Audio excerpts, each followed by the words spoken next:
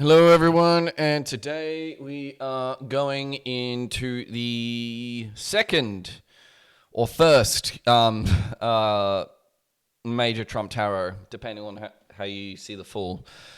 I would probably say the first one is always going to be the Magus because the full isn't really a card because I sort of remember I had a dream once where there was like this where the full archetype didn't actually have any kind of archetype assigned to them. It was a bit I don't know how to explain it.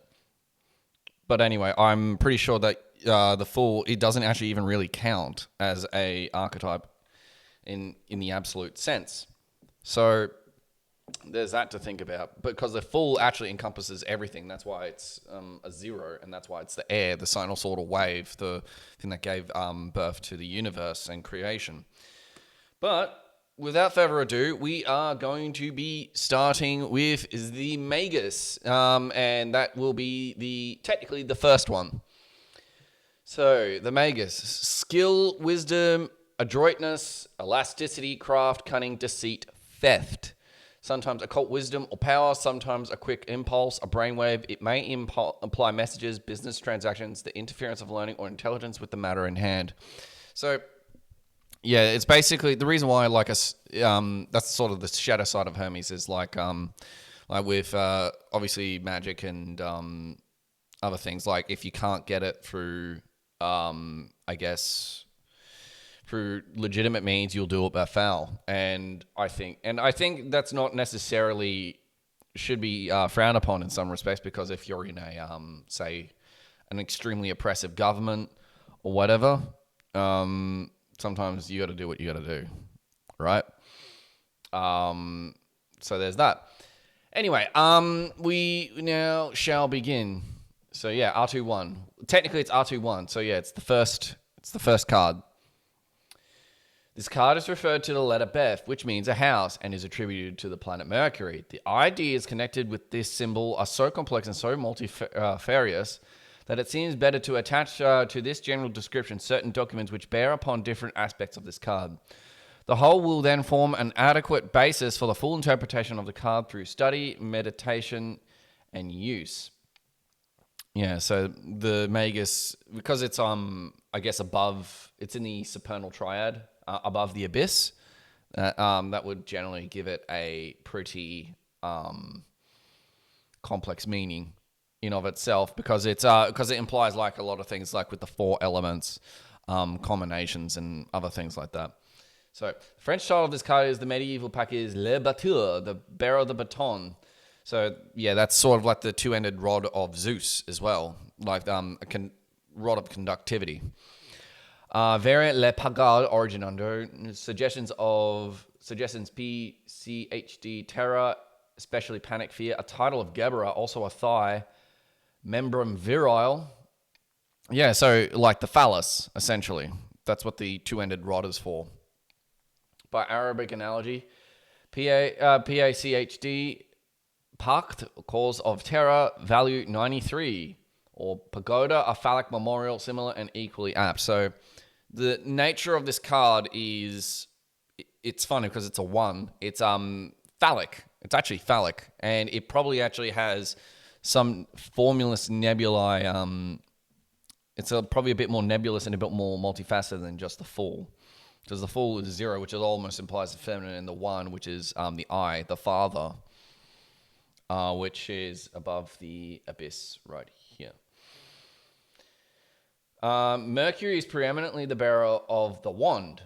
So yeah, the phallus once again. Energy sent forth. This card therefore represents the wisdom, the will, the word, the logos, by whom the worlds were created. See, there you go, Father. See the gospel according to the St. John chapter 1. It represents the will in brief. He is the Son, the manifestation and act of the idea of the Father. He is the male correlative of the high priestess. Let there be no confusion here on account of the fundamental doctrine of the sun and the moon, as the second harmonics of the lingam and the yoni, for as will be seen in the citation form, the Paris working. See appendix. The creative Mercury is of the nature of the sun, but Mercury is the path leading from Keter to Bina. the understanding, and thus he is the messenger of the gods, representing precisely that lingam, the word of creation, whose speech is silence. So yeah, the word is silence. That has a lot of things like think of like how Pontius Pilate sort of asked Christ what is truth, and Christ was silent. When Pentheus asked Dionysus what is truth, Dionysus was silent. It's the same sort of idea.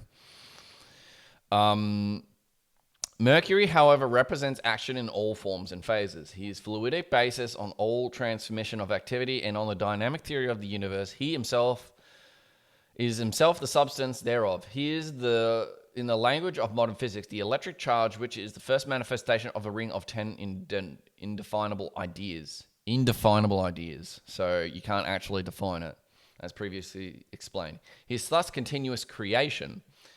Logically also being the word, so the wand and the word. So this is like almost masculine even. And like the fool is almost feminine in some respects. Ironic. But they're both actually represented as androgynous spheres. So like Mercury and then obviously like Dionysus and other things. So they're both actually androgynous when above the abyss, which is probably something that should also be kept in mind. Okay, logically also being the word, he is the law of reason, of necessity or chance, which is the secret meaning of the word, which is the essence of the word and the condition of its utterance. This being so, and especially because he is duality, he represents both truth and falsehood, wisdom and folly. Being the unexpected, he unsettles any established idea, and therefore appears tricky. He has no conscience, being creative. You know, that's actually a really interesting part of it, because I think we tend to put way too much consciousness in our own creativity. I mean, like, I think what we mean is like we always think about, how are people going to receive it? Oh, am I doing the right thing? And all this other kind of bullshit, whether it's moral or like creative and all that other kind of thing. So maybe in some respects, in order to be creative, you can't really be conscious of what you're doing. Doesn't mean don't have skill or don't hone your ideas and that kind of thing, but true creativity is not really conscious.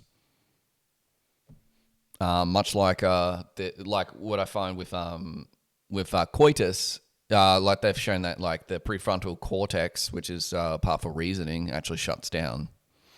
So there's something to think about. Yep. If he cannot attain his ends by fair means, he does it by foul. See, like I was saying in the beginning. The legends of the youthful Mercury are therefore legends of cunning. He cannot be understood. He is the unconscious will. So will is actually completely unconscious, even though it's fire. That's what I find really funny, because the unconscious will, I guess, is like you're doing things, but you don't sometimes know why you're doing it. And I think that's a really important thing when it comes to will. Like, for me personally, I never came towards the mysteries consciously. I just sort of fell into it. And I think that is the story for most other people too. You find yourself in certain places. Like you just find, like with your will, it's always unconscious, and you generally tend to find yourself falling into it regardless. So I think that's always a really interesting thing to think about. His position on the tree of life shows the third Sephirah, Bina, understanding, has not yet formulated, still less the false Sephirah, Darth, knowledge. From this above, it will appear that this card is the second emanation from the crown, and therefore, in a sense, the adult form of the first emanation. So the magician is actually, so it's sort of interesting because the fool is sort of like the puer aeternus, and it's sort of in the like the signs of Nox, actually, like puer, and so that's actually. So it's actually the child. So the fool is sort of the child in a sense, and then the magician is the adult. Something to think about there. Which is the secret meaning of it, which is the essence of the word and the condition of its utterance. That being so special. Oh, sorry. Lost my response. Yep. From above, it will appear that this card is the emanation of this crown. Yep. Whose letter is Aleph, the unity. These ideas are so subtle and so tenuous on these exalted planes of thought that definition is impossible. It's not even desirable, because it is the nature of these ideas to flow one into the other. One cannot do more than say that any given hieroglyph represents a slight insistence upon some particular form of a pantomorphous idea. In this card, the emphasis is upon the creative and dualistic character of the path of Beth. In the traditional card, the disguise is that of a juggler. This representation of the juggler is one of the crudest and least satisfactory in the medieval pack. He is usually represented with a headdress shaped like the sign of infinity in mathematics. This is shown in detail in the card called the Two of Discs. He bears a wand with a knob at each end, which was probably connected with the dual polarity of electricity, but is also the hollow wand of Prometheus that brings down fire from heaven. On a table or altar behind which he is standing, and the three other elemental weapons. With the wand, creative he, with the cup, preserver he, with the dagger, destroyer he, with the coin, the redeemer he. Now, these have a lot of implications, all of these fall. So, like, with the wand. Because creation, in a sense, sort of comes from heaven. That's actually the creative power. And the cup, which is the preservation of understanding and consciousness and that kind of thing, and mystery. That has a lot of implications. It's very passive. The dagger, destroyer fee. That's like the sinusoidal wave that sort of caused a fracture, a tear, a line, and basically gave birth to the universe. So yeah, destruction. The coin, redeemer fee. If you look at alchemy, like in all Spigiric alchemy and everything like that, basically earth is like the gross matter, and it can be transmuted into water, and then it can be transmuted to air, and then finally fire. So basically, with material such as earth, you actually transmute yourself to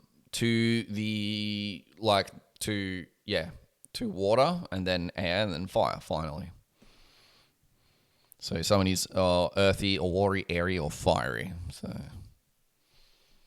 because fire is creative and destructive. Okay. The present card has been designed principally upon the Greco-Egyptian tradition, for the understanding of this idea was certainly further advanced when these philosophies modified each other than elsewhere at any time. The Hindu conception of Mercury, Hanuman, the monkey god, is abominably degraded. None of the higher aspects of the symbol are found in his cult. The aim of his adept seems principally to have been the production of a temporary incarnation of the god by sending the women of the tribe every year into the jungle. Nor do we find any legend of any depth of spirituality. Hanuman is certainly little more than the ape of Thoth. The principal characteristics of Tahuti or Thoth, the Egyptian Mercury, is firstly that he is the head of an ibis. The ibis is a symbol of concentration because it was supposed that this bird stood continuously upon one leg, motionless. This is quite evidently a symbol of the meditative spirit. There may also have been some reference to the central mystery of the Aeon of Osiris, the secret guarded so carefully from the profane that the intervention of the male was necessary to the production of children. In this form of Thoth, he is seen bearing the phoenix wand, symbolizing resurrection through the generative process. In his left hand is the Ankh, which represents a sandal strap. That is to say, the means of progress through the worlds, which is the distinguishing mark of Godhead. But by its shape, this Ankh is actually another form of the rose and cross. Interesting, because like the flower of life and the rose and the 49-petal rose, Babylon. There's a lot of connection with the rose and cross, and like Rosicrucianism sort of predates Christianity. There's quite a bit of evidence for that. So, it's not even entirely Christian. And this fact is perhaps not quite such an accident as modern Egyptologists, preoccupied with their attempt or refutation of the phallic school of archaeology, would have us suppose. The other form of Thoth represents him primarily as wisdom and the word. He bears in his right hand the style the style. In his left hand, the papyrus. He is the messenger of the gods. He transmits their will by hieroglyphs intelligible to the initiate and then record their acts. But it was seen from very early times that the use of speech or writing meant the introduction of ambiguity at best and falsehood at worst. That therefore represented Thoth as followed by the Anabe, the son of Cynocephalus, fuck's sake, whose business was to distort the word of the god, to mock, to simulate, and deceive. Yeah, so definitely. So, like, the speech and the word, like, just because you're reading a bunch of fucking books, it doesn't necessarily mean you're well-learned or that kind of thing. And yeah, the word can be used to deceive or to bring to truth, but usually it was ambiguity. And you know how we were talking about going back on truth is silence? Because silence doesn't deceive, and it can't deceive, and it can't tell a lie either. It can't tell. So silence, when you think of it that way, even in one respect, I'm talking shit while I'm talking to you, but also, even though my intention is genuinely to try and teach you the truth, but we can never really know, can we? And you get what I mean by that. Anyway, moving on. In philosophical language, one might say manifestation implies illusion. Yeah, so that sort of goes back to the idea that we had to sort of be deceived in some respect to actually have manifestation in the first place. So in a sense, it's synthetic because we can only perceive like less than 1% of the spectrum of light. So we're on a lot of in a lot of respects, we have to actually not be a part of it or be separated from it to have any kind of life, but also, since energy cannot be created or destroyed, does that mean energy is an illusion? Maybe think about that. Okay, in philosophical language, it implies illusion. This doctrine is found in Hindu philosophy, where the aspect of Tahuti of which we are speaking is called Mayan. This doctrine also found in the central and typical image of the Mahayana school of Buddhism, really identical with the doctrine of Shiva and Shakti. A vision of this image would be found in the document entitled The Lord of Illusion. The present card endeavors to represent all above contradictions, yet no true image is possible at all. For firstly, all images are necessarily false as such, and secondly, the motion being perpetual and its rate that of the limit, the rate of lights, any stasis contradicts the idea of the card. This picture, therefore, hardly more than jottings. Many of the ideas expressed in the design are well expanded in the extracts from the Paris working. Okay, so yeah, the Paris working, this would have been from when Crowley was in the... Was he in the desert? No, that's Algeria. Sorry. Anyway, we'll continue here. But I think it's still vision in the voice. Or is it not? Well, okay, this one is in the vision in the voice, but we'll start doing the Paris working here. Here follows a very full description of the nature of Mercury in several aspects, particularly in his relation with Jupiter and the Sun. In the beginning was the Word, the Logos, who is Mercury, and is therefore to be identified with Christ. Both are messengers, their birth mysteries are similar, the pranks of their childhood are similar, and the vision of the universal Mercury, Hermes is seen descending upon the sea, which refers to Mary. The path of Beth on the Tree of Life shows him descending from Keter, the crown upon Bina, the great sea. The crucifixion represents the caduceus, the two thieves, the two serpents. The cliff in the vision of the universal Mercury is Golgotha. Maria is simply Maya with the solar R in the womb. The controversy about Christ between the synoptics and John was really a connection between the priest of Bacchus, Sol, and Osiris, perhaps of Adonis and Attis on one hand, and those of Hermes on the other. At that period, when initiates all over the world found it necessary, owing to the growth of the Roman Empire and the opening up of means of communication to replace conflicting polytheisms by synthetic faith. There you go. Christ is a conglomerate myth of Prometheus, of Dionysus, Osiris, Odin, and a bunch of others. He was there to unite Rome under one egregore instead of many, which is what the pantheistic sort of notions of like Greek paganism or Roman paganism did initially. And when you unite under all one symbol, it's pretty easy to control people. But yeah, so like this deception, great. See the crucifixion represents the caduceus, the two thieves, the two serpents. That's basically the two opposites being split apart to give manifestation. That's the exploded cube. That's basically the manifestation of the universe. Is the exploded cube. It's the Pandora's box opening. Bringing down fire from the gods. There you go, people. Okay, to continue the identification, compare Christ's descent into hell with the function of Hermes as guide of the dead.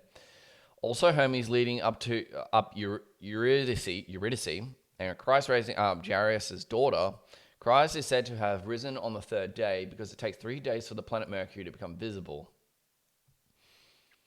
After separating from the orb of the sun, it may be noted that Mercury and Venus are the planets between us and the sun, as if the mother and the sun were mediators between us and the Father.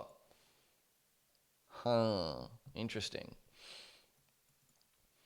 Note, Christ as the healer and also his own expression. The Son of Man cometh as a thief in the night, also the scripture. For as the lightning cometh out of east and shineth even unto the west, so shall all the coming unto the Son of Man be. Note all Christ's relations with the money changers, his frequent parables, and the fact that his first disciple was a publican, i.e. a tax collector. So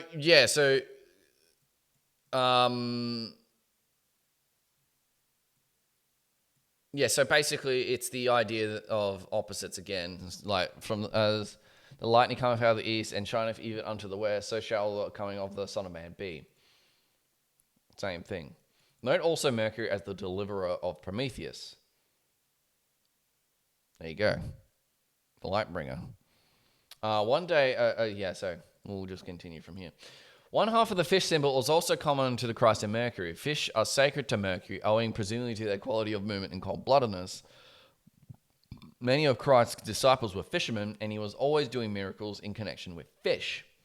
Note also Christ as the mediator. No man cometh unto the Father but unto me, and Mercury as Chokmah, for whom alone we can approach Keter. Yeah, so basically it just goes back to the wand, the two-ended wand. It's basically that connection between heaven and earth. It's a sinal sort of wave, or the connection or the fire that actually descends through us. And we are actually created and animated through that medium. So that's what it means when with Christ sort of actually been so there you go. Christ is not only Prometheus, not only is he Dionysus, he's also Mercury. So yeah. And since Mercury is the messenger of the gods, see what I mean? No one can come through the Father but me. Unto the Father but by me. So it's the same thing through Mercury. And Mercury has Chokmah, through whom alone we can approach Keter.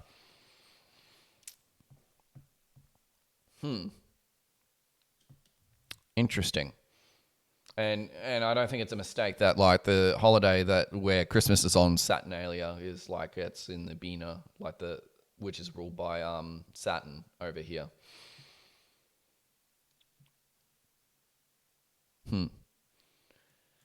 Very interesting.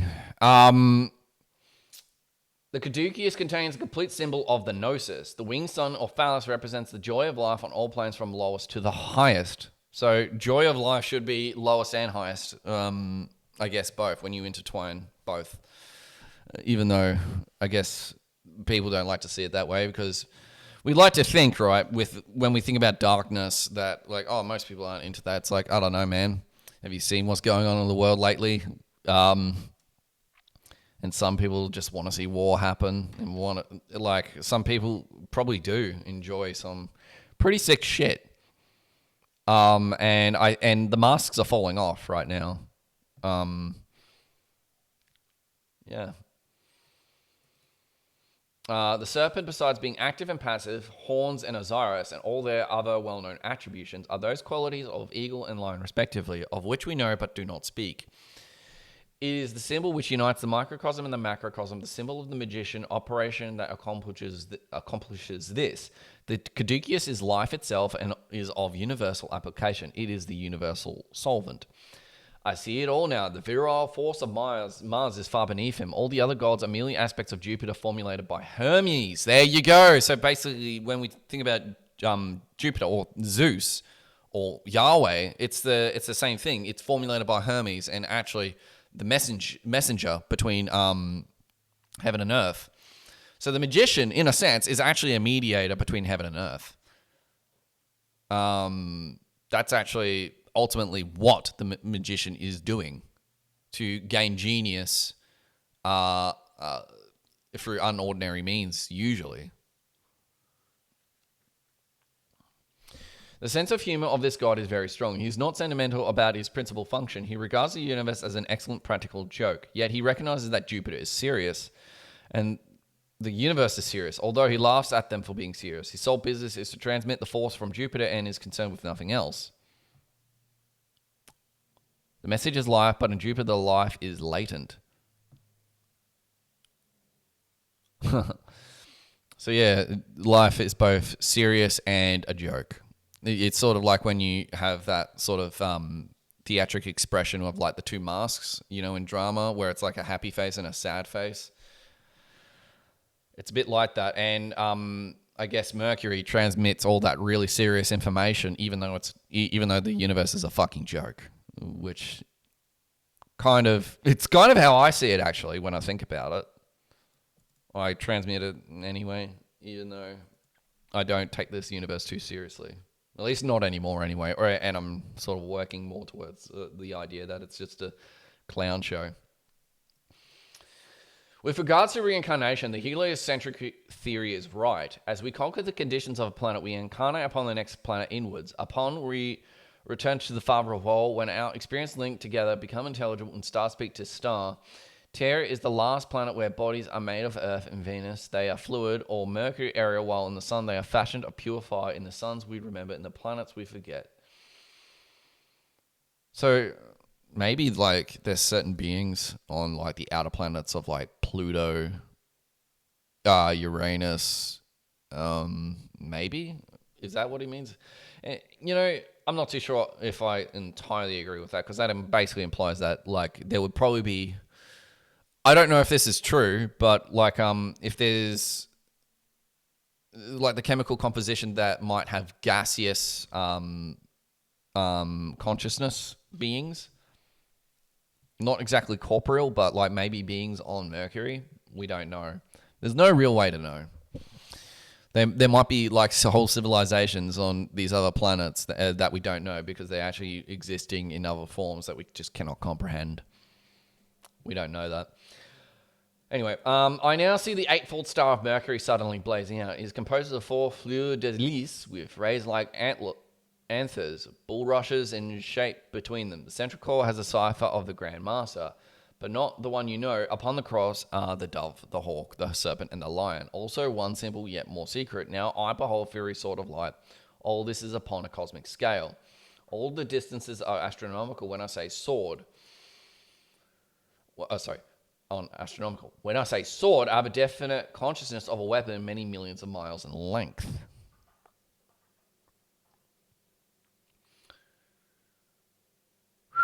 So, yeah, people. Mercury in Christ, when he means no one can come to the Father but me, he really means being the Mercury between heaven and earth. That's it. And of course that was deliberately distorted on purpose.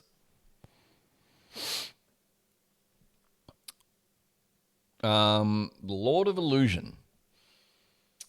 So yeah, now we're sort of in the vision of the voice. How many? Okay, we've done 30 minutes. So actually, we might actually be able to get quite a bit done.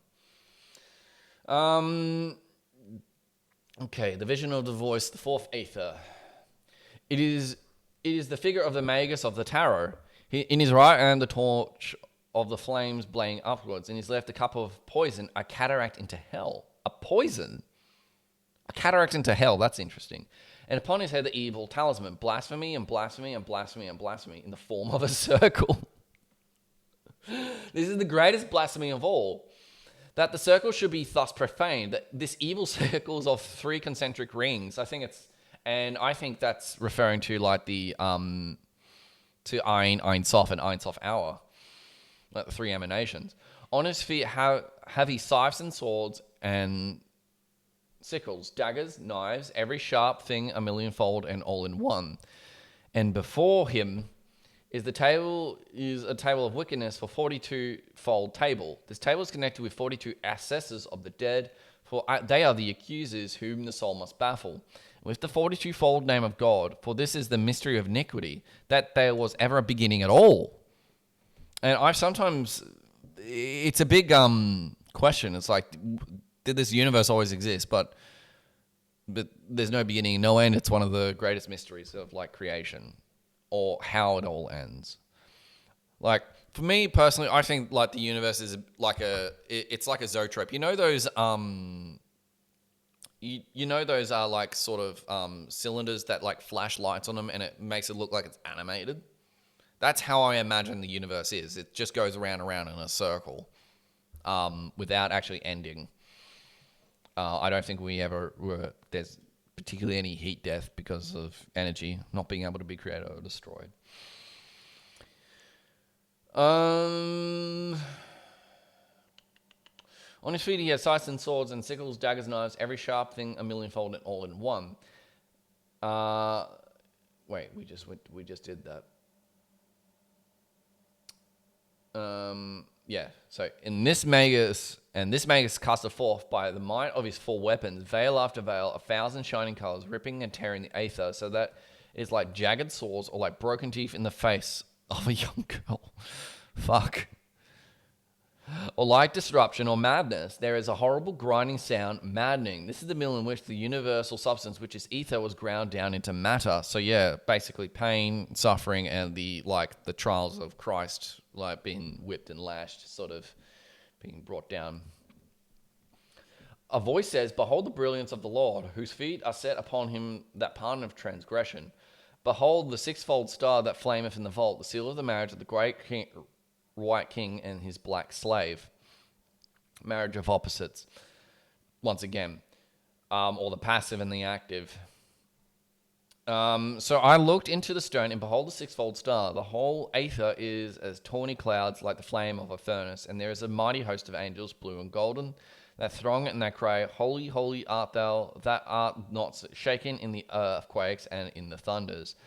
The end of things is come upon us. The day of be with us is at hand, for he hath created the universe and overthrown it, that he might take of his pleasure thereon. And now, in the midst of the aether, I behold that God. He has 1,000 arms, and each hand is a weapon of terrible strength. His face is more terrible than the storm, and form his eyes flashing lightnings of intolerable brilliance. For his mouth runs seas of blood. Upon his head is a crown of every deadly thing. Upon his forehead is the upright tower, and on either side of it are signs of blasphemy. And about him clingeth a young girl, like unto the king's daughter, and the appear of the 9 faithful, but she is rosy by reason of his force, and in her purity has tinged his black with blue. So that's light. Her purity tinged his black with blue. So basically that's sort of the blue light of Lucifer. And I think when either side of it are signs of blasphemy, I think what that's supposed to imply, because you know how we were sort of talking about lies before? Every single... You know how like all speech is sort of false in a sense, including what I'm telling you right now? I don't expect everyone to completely understand that, but all speech is false, technically. That would mean that everything that we are told is blasphemy. Everything's blasphemy. Christ is blasphemy. Buddhism is blasphemy. Like morals are, in a sense, blasphemy. Everything is... In a sense, everything we say or do is blasphemy. Because as long as we're alive, we're in iniquity. As long as we live, we are in sin. That's what it means when the Bible says we are born into sin. But as long as we are alive, we are in sin. And as long as we are alive, everything is blasphemy. And everything is permitted. And everything is holy. And everything is sinless. And everything is innocent. I love playing around with opposites, man. Because that's something I've noticed. Like, with these opposites, you can never really reconcile them, but you can get closer to reconciling them. You can't reconcile the paradoxes, but you can always get closer the more you spin opposites in your head. So let's continue. They are collapsed in a furious embrace. So that is, she is torn asunder by the terror of the God, yet so tightly clingeth she saith that she's about him that he is strangled. She hath forced back his head, and his throat is livid with the pressure of her fingers. Their joint cry is an intolerable anguish, yet is the cry of their rapture, so that every pain and every curse and every bereavement, every death of everything in the whole universe is but one little gust of wind in that tempest scream of ecstasy. This image is to be found painted, usually on silk and repeated in various forms, often representing the planets about its central glory upon the sacred banners which adorns the shrines of Tibet. And an angel speaks, Behold, this vision is utterly beyond thine understanding. Ye shalt though endeavor to unite thyself with the dreadful marriage bed. So let the marriage bed is just the reconciling of opposites. That's the marriage bed. Really. And like, I guess when they're united together in their embrace, they destroy themselves in a weird form of ecstasy. And usually before that explosion of ecstasy, there's a lot of tension. So I am torn asunder, nerve from nerve and vein from vein, more intimately, cell from cell, molecule from molecule, and atom from atom, and at the same time, all crushed together. Write down that the tearing asunder is a crushing together. Interesting. All the double phenomena are only two ways of looking at a single phenomenon. Yeah, opposites. All the opposites generate each other, and they're actually all single, like they're a single phenomenon. Evil is actually a phenomenon of good, and good is a phenomenon of evil. And the single phenomenon is peace. So yeah, love. It basically just goes back to love. Like, love is like union, and peace is, I guess, union in a lot of respects. There is no sense in my words or in my thoughts. Faces half-formed arose. This is the meaning of that passage. They are attempts to interpret chaos, but chaos is peace. Cosmos is the war of the rose and the cross. That was a half-formed face that I said then. All images are useless. Because images, I guess, are still deceptions. Well, they're pictorial messages in a sense. Pictorial speech. Because we use words to communicate symbols and ideas and images. So it's the same thing. Yeah, as in a looking glass, so in thy mind, that is backed with the false metal of lying. It is every symbol read averse. Lo, everything where thou hast trusted must confound thee. That thou didst flee from what the thy Saviour. So therefore didst thou shriek in the black Sabbath when thou didst kiss the hairy buttocks of the goat. Or when the gnarled God tore thee asunder, when the icy cataract of death swept thee away. Shriek therefore, shriek aloud, mingle the roar of the gored lion and the moan of the torn bull. That's sort of like Mithras sort of stuff. And the cry of the man that is torn by the claws of the eagle, and the scream of the eagle that is strangled by the hands of the man, mingles all these in death shriek of the Sphinx. For the blind man has profaned her mystery. Who is this? Oedipus, Tiresias, Erineus? Who is this that is blind and a seer, a fool above wisdom?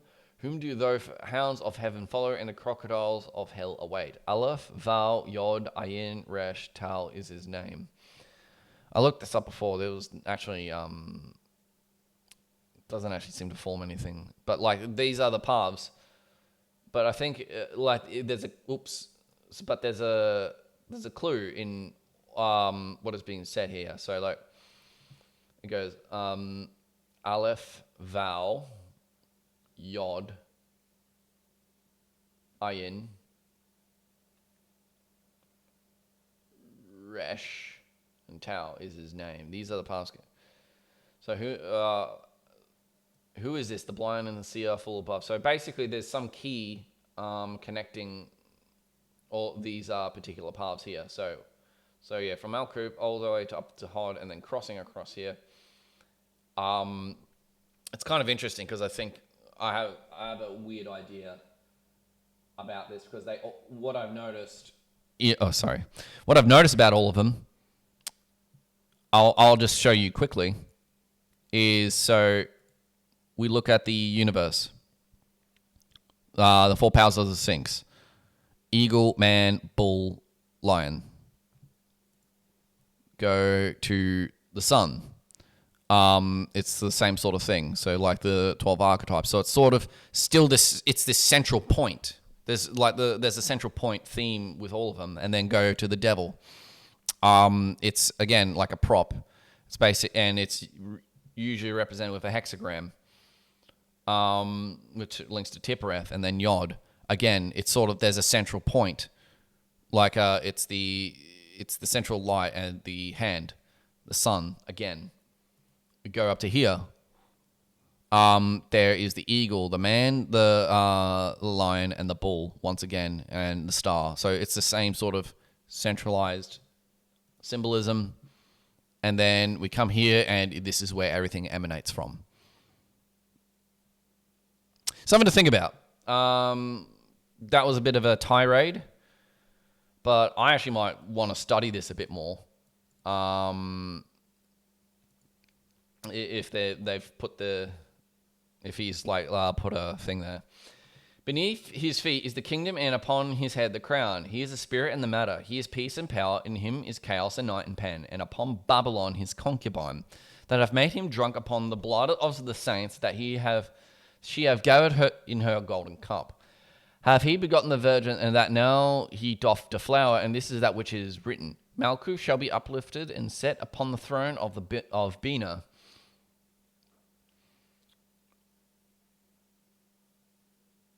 Okay, so there's something interesting in the Gnostic Mass.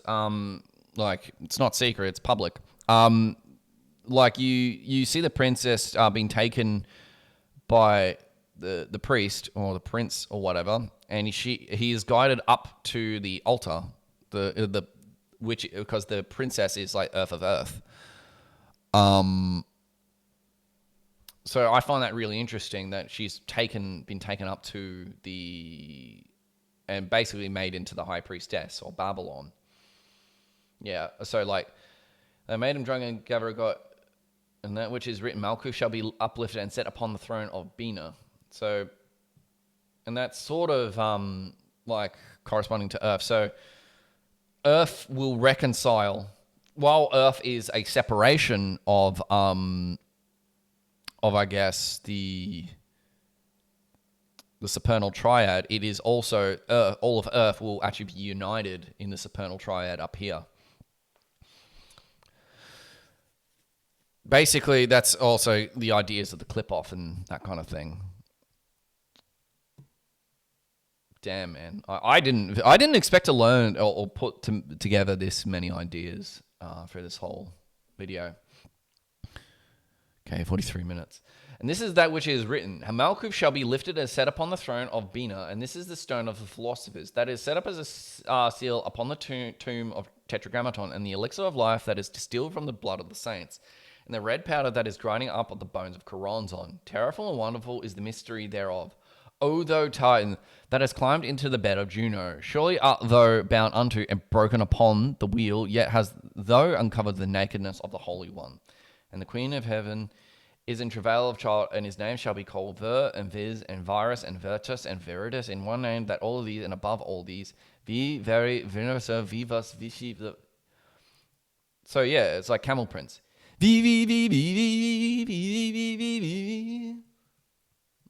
So yeah, V. Notice Camel Prince. That is actually really fucking important, people. There's like, I actually want to show you. Yeah, Dust Devils. Here we go. In the winds of the mind arises the turbulence called I. It breaks down, showers the barren thoughts. All life is choked. This desert is the abyss wherein in the universe. The stars are but thistles in that way. Yet this desert is but one spot accursed in a world of bliss. Now and again travels across the desert. They come in from the great sea, and the great sea they go. And as though they spill water, one day they will irrigate in the desert till it flowers. See 5 footprints of a camel. V, V, V, V, V. And you come back here. V, V, V, V, V. The monitor of the vast Pharaoh as a like Magister Templi, I think. I think that's Magister Templi there. Yep.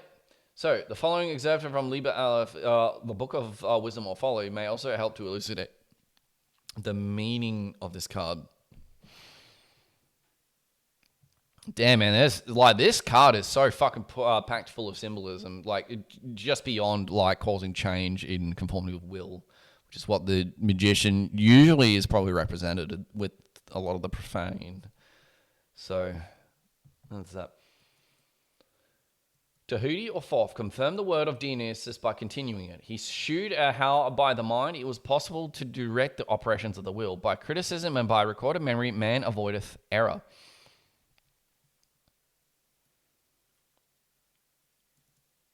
That is actually so important because, like, I have a diary, right, that goes back at least 9 years of my journals and entries. And to tell you, man, I've got to tell you, man, like the amount of stuff that I sort of intuitively knew before I even touched any of this stuff was actually absolutely insane. And basically, it's been a massive confidence booster for one. And it's also really shown me how much you can actually know. And I have found almost my diaries more important than any book I've read, really, at the end of the day. And that's why it's so important to keep a journal, keep recording, and that's why Thoth is like the god of magic and writing. Yep. And so avoid affair and the repetition of error. So yeah, because if we're not recording, we will tend to repeat the errors, and we might do it in this life if we don't change things. But the true word of Tahuti was Amun, where he made men to understand their secret nature, that is, their unity with their true selves, or as they phrased it, with God. And he discovered unto him the way of this attainment in its relation with the formula of Inri. So yeah, ignis natura renovatra integra. By fire, nature is wholly renewed. And by his mystery of number, he made plain the path of his successor to declare the nature of the whole universe in its form and its structure, as it were, the analysis thereof, doing for matter what Buddha was decreed to do for mind. Okay, so we're sort of at the end of that, but let's sort of go between like some of the data here, I guess. The juggler, some Greek gods: Hermes, Mercury, swallow, ibis, ape, plants. Sort of nothing that really sticks out that I want to really talk about. Oh yeah, magical powers, miracles of healing, gift of tongues, knowledge of sciences. Now, this is actually sort of how people sort of this is how magicians sort of operate. Yeah, miracles of healing, gifts of tongues, knowledge of science. And then the I guess the shadow side of it is like profanity of science, lying, or gift of tongues, and like I guess inflicting ailments and things like that. System of Taoism, the sun.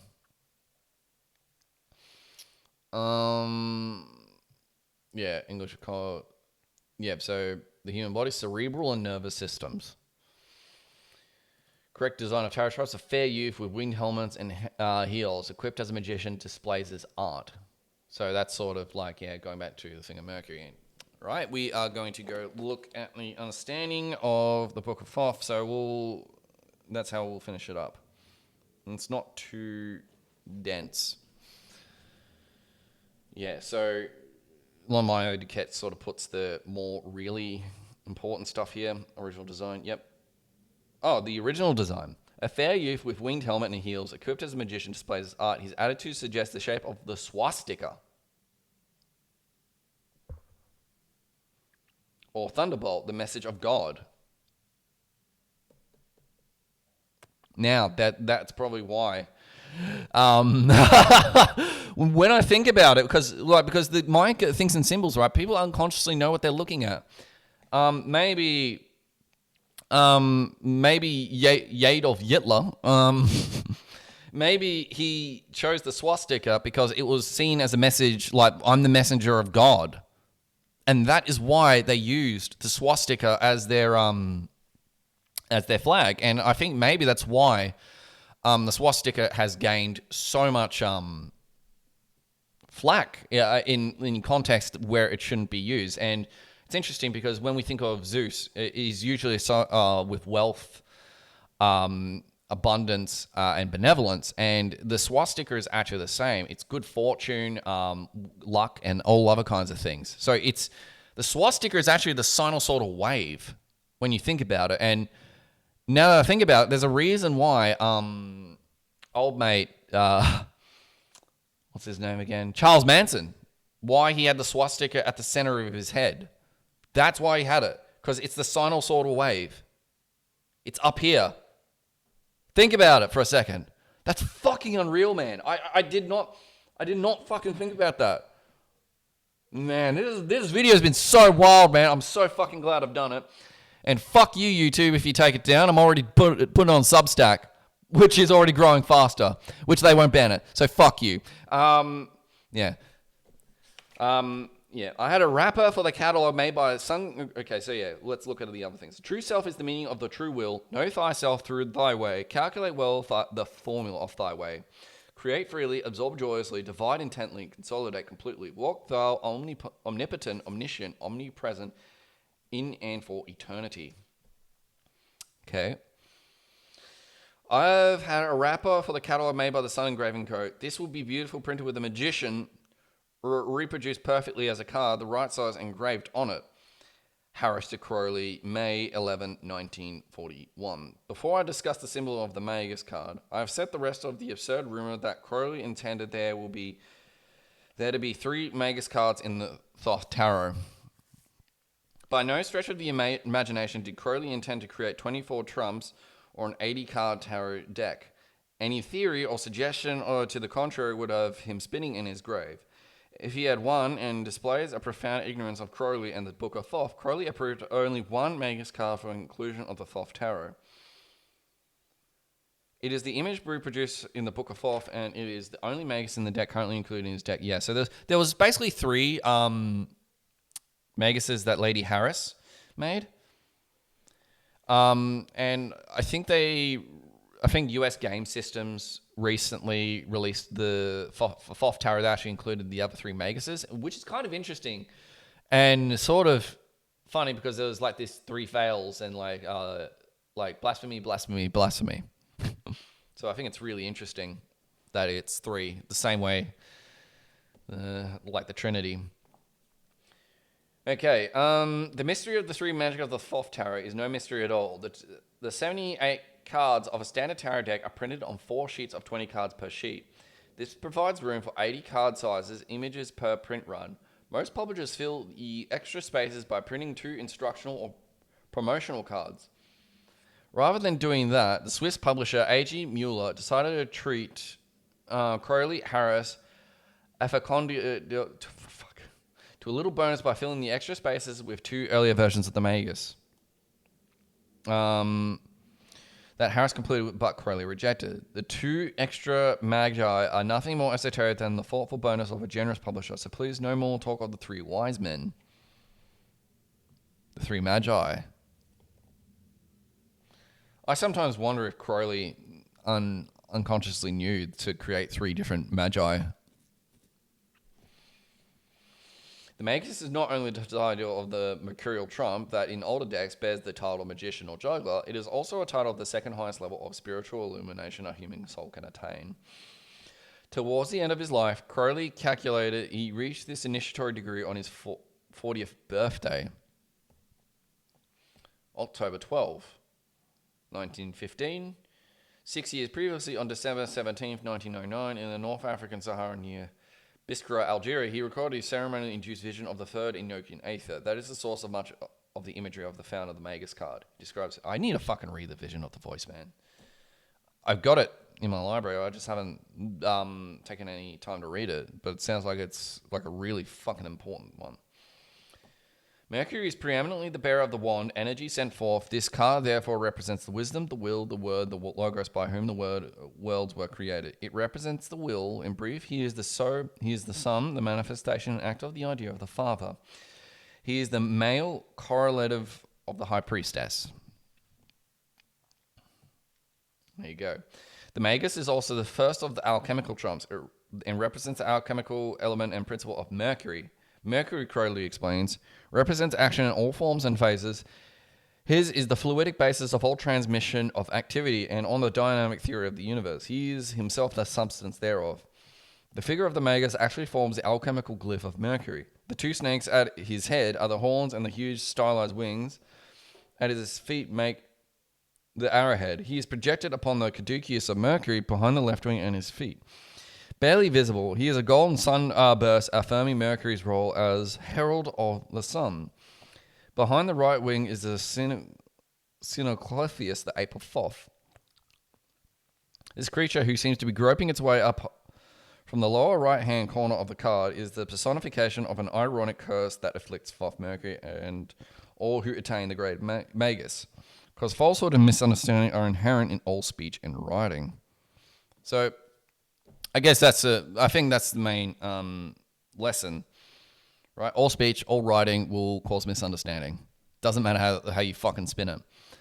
So maybe stop trying to mince your words. Stop trying to sound pleasant or palatable. I mean, by all means, if there's like a purpose in like on trying to be silver-tongued or that kind of thing, like particularly if you're in politics, if that be your will, you need to be very careful with your speech. Same with being a lawyer, right?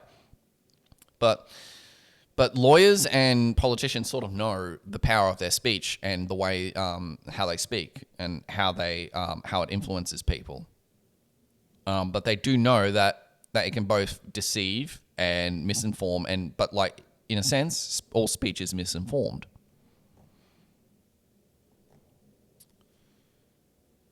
Anyway, where were we? Personification. Yep.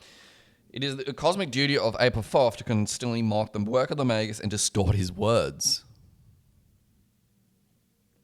As Crowley points out, manifestation implies illusion. The traditional weapon of the Magus are the wand, cup, sword, and disc. With the wand, Crowley observes creative he, with the cup, preserveth he, with the dagger, destroyeth he, with the coin, redeemeth he. These are the weapons the Magus joyfully juggles in midair along with 4 additional symbols. I think there's actually a bit of a juggling them in the midair, like the juggler. I think a part of them is you need to it's to be guided by intellect, and you need to somehow juggle them with your 2 hands. There's more on that. These are the weapons. So the Star of Papyrus, torched, and winged egg. The winged egg. The wand is the phoenix wand that symbolizes resurrection through the natural generative process. The card is of Grecian style with 2 handles. The sword appears to be a stiletto, the weapon of stealth, deceit, and vengeance. Damn. And the disc displays the eightfold star of Mercury. The style and papyrus are tools and instruments of the scribe. The winged egg is an especially important factor in the evolving symbol of the Thoth Tarot. And this card aptly represents the pre-existent zero, which, like the Magus himself, is the source of all positive manifestation, but it will soon reappear in Atu, 6, the lovers, and other trumps as the symbol known as the Orphic egg. As the trump develops, this egg will undergo a most wonderful alchemical adventure, that is told only in the Thoth Tarot. Other elements of the card are at first difficult to see. If we look carefully, we see that the caduceus is much larger than it first appears. Its rod reaches below the feet of the Magus to the very bottom of the card, where the virtue of its upper thrust, it appears to have stretched and finally penetrated the membrane. Wait, hold on. Did I not see that? The wings of the caduceus, the entire which at the top of the card reach down to the bone. Let's look at this together. Oh, it fucking does. The wand of the Magus. It's like directly, there you go. Right there, people. No way. I didn't notice that. Learn something new every day. What appears to be a downward pointing arrow in the disc of the caduceus is actually the symbol of a descending dove. Zam! Alright. Well, that was a fucking fantastic a tarot reading, guys. Like, the amount I learnt from that was actually insane. And it's given me a lot to think about. So thank you guys for watching this video. I hope you really enjoyed it. Please like, share, subscribe on my Substack. I'm mainly going to be, like, that's actually now my primary spot. YouTube is secondary. I'm already growing faster on Substack. And yeah, I'll see you guys later.